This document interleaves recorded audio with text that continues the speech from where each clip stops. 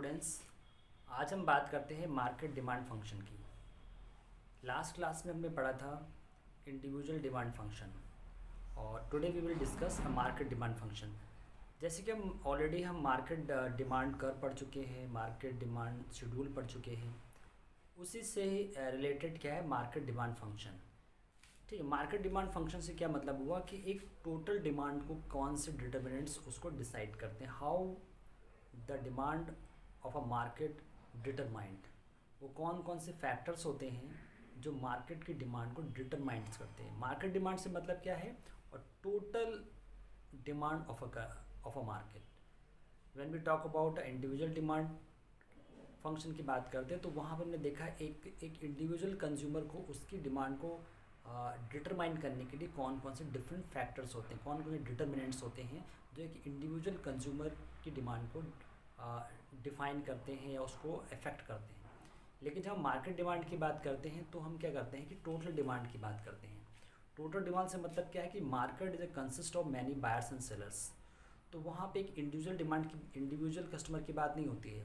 वहाँ पे हम बात करते हैं एक group of customers and buyers, customers and sellers. जो मार्केट क्या है, is a group of customers and sellers.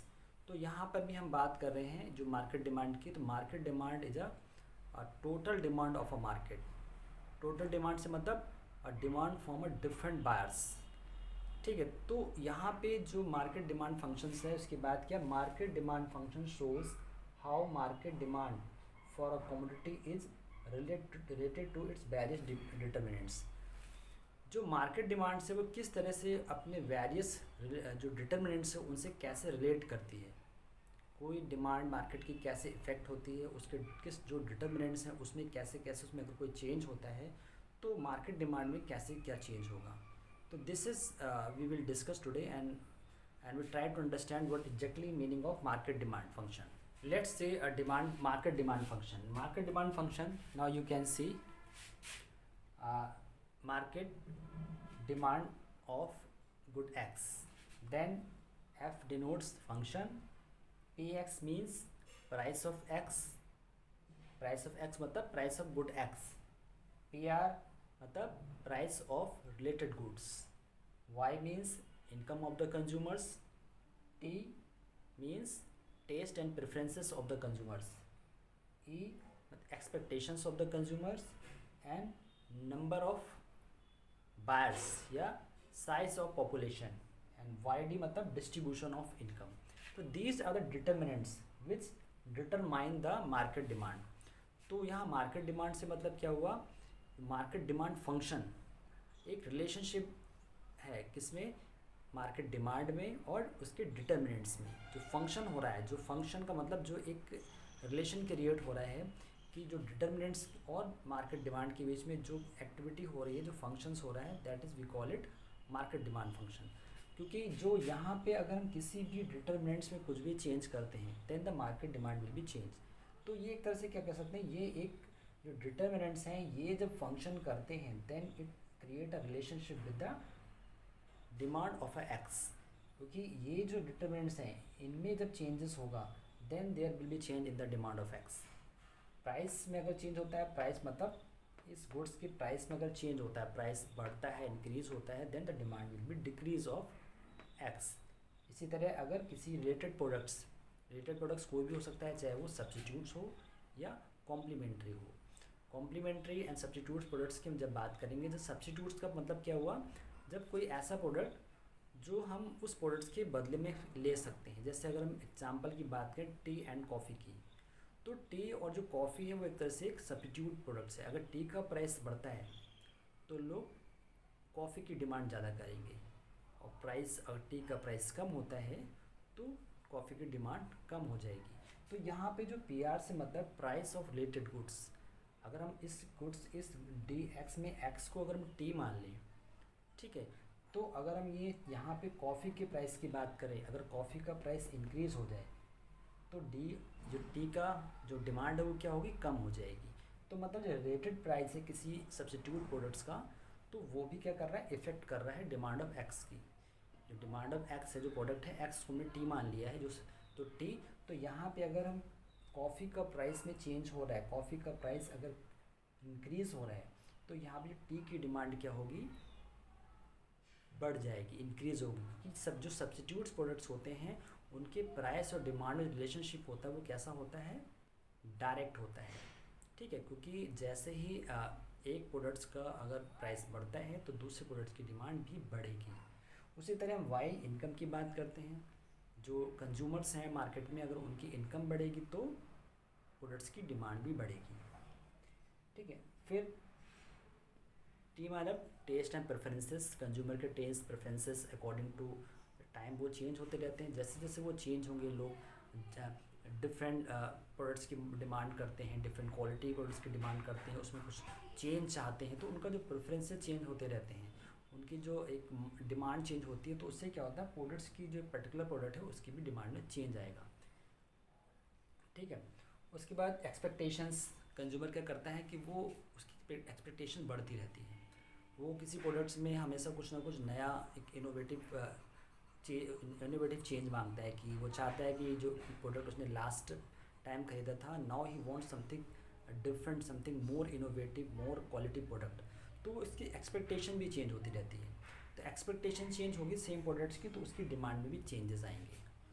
उसी तरह पॉपुलेशन साइज़, किसी भी कंट्री में पॉपुलेशन बढ़ रही है तो डिमांड भी बढ़ेगी, क्योंकि वो भी एक डिटर्मिनेंट्स है, पॉपुलेशन एक डिटर्मिनेंट्स है जो डिमांड में इफ़ेक्ट करता है। पॉपुलेशन बढ़ती है तो डिमांड, दो प्रोडक्ट्स की प्राइसेस भी बढ़ेंगे क्योंकि डिमांड बढ़ रही है। तो population is also a very important determinants to define the demand of a product. Then distribution of income, distribution of income से मतलब है किस तरह किसी देश की जो नेशनल इनकम है उसको कैसे डिस्ट्रीब्यूट किया जाता है, कैसे कितने लोगों के पास कितना परसेंट ऑफ जो इनकम है वो जाती है। अगर लोग ज़्यादा अमीर हो रहे हैं, जिनके पास ज़्यादा पैसा आ रहा है तो लोग ज़्यादा परचेजिंग करेंगे। तो different sections of society, how much they get the share of a income, this is the distribution. तो हमने देखा कि डिफरेंट डिटर्मिनेंट्स जो होते हैं वो कैसे किसी प्रोडक्ट की डिमांड को चेंज करते हैं। यहाँ पे एक फैक्टर नहीं है, अगर हम एक फैक्टर की बात से प्राइस नहीं होता, कि सिर्फ प्राइस रिस्पॉन्सिबल नहीं है किसी प्रोडक्ट की डिमांड को चेंज करने के लिए, बहुत से अदर फैक्टर्स और डिटर्मिनेंट्स हो सकते हैं। जैसे मैंने किया price of same product, price of related products, income of the consumer, taste and preference of the consumer, expectations of the consumer, size of the population and distribution of the income. These are the different aspects which change the demand of a X.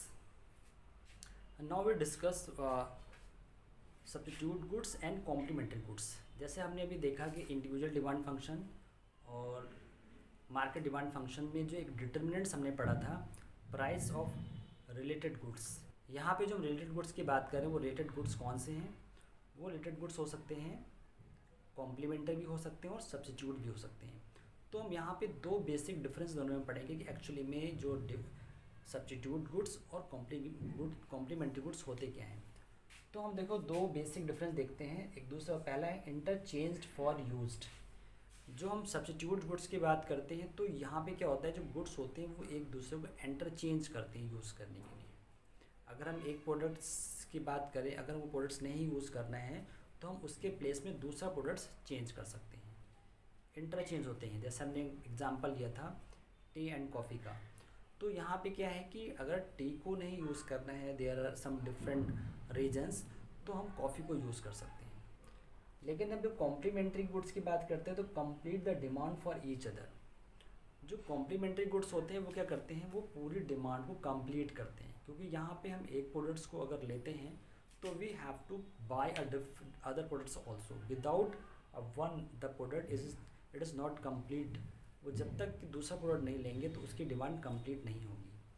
ठीक है, ऐसा कब क्यों हो सकता है कि जैसे कि अगर हम गाड़ी और पेट्रोल की बात करें, अगर आपके पास कोई गाड़ी है, कोई व्हीकल है, कार है या बाइक है, तो जब तक आप पेट्रोल नहीं लेते हो तो वो आपके लिए बेकार होती है। तो यहाँ पे जो पेट्रोल है वो क्या करता है, वो आपकी डिमांड को कंप्लीट करता है। दूसरा क्या है, direct relationship between price and demand of two goods.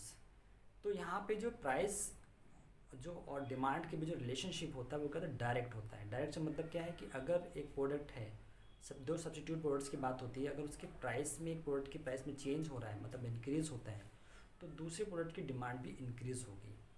जब हम टी और कॉफ़ी की बात करते हैं, अगर टी का प्राइस इंक्रीज़ होता है तो कॉफ़ी की डिमांड भी इंक्रीज़ होगी। क्यों?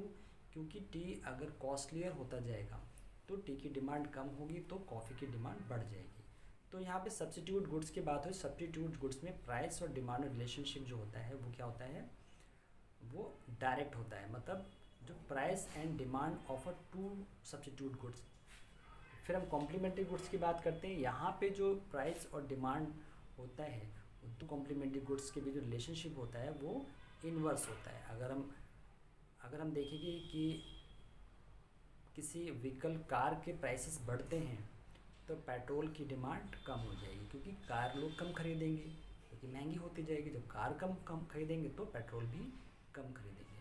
तो ये दो बेसिक डिफरेंस है, इसलिए समझना ज़रूरी था, क्योंकि हमने देखा था इंडिविजुअल डिमांड फंक्शन और मार्केट डिमांड फंक्शन दोनों में ही एक जो डिटरमिनेंट था PR जैसे पढ़ रहे थे, प्राइस ऑफ रिलेटेड गुड्स।